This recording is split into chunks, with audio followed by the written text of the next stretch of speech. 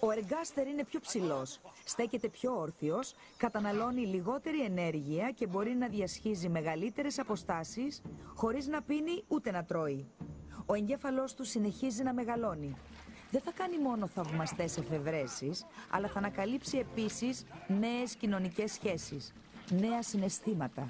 Οι δοκιμασίες του ταξιδιού θα τον κάνουν άλλο άνθρωπο όσον αφορά την αντίληψη του εαυτού του, των άλλων και του κόσμου.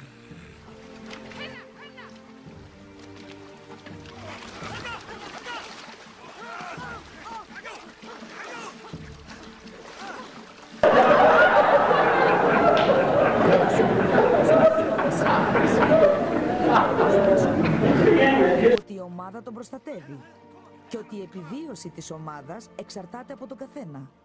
Ξέρει ότι έχει ανάγκη τους άλλους και είναι έτοιμος να δώσει το χέρι, να βοηθήσει το διπλανό του.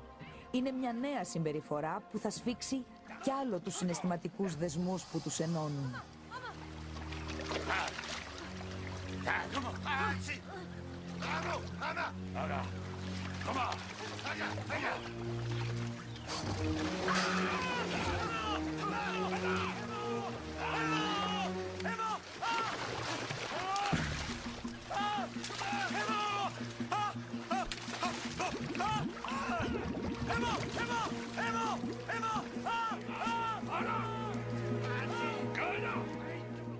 Η απώλεια ενός γνωστού είναι σπαραγμός.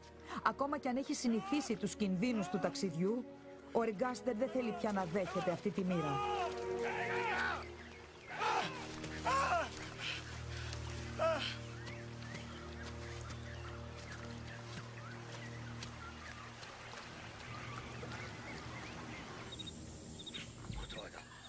Η ομάδα σταμάτησε για να ξαναβρει τις δυνάμεις της, αλλά ένα σύννεφο θλίψης πλανιέται από πάνω τους.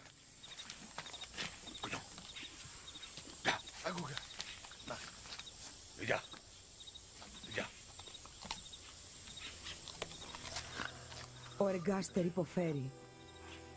Η ανάμνηση αυτής της γυναίκας παραμένει στη μνήμη του. Ξαναζεί τις στιγμές που πέρασε πλάι της. Την είπε.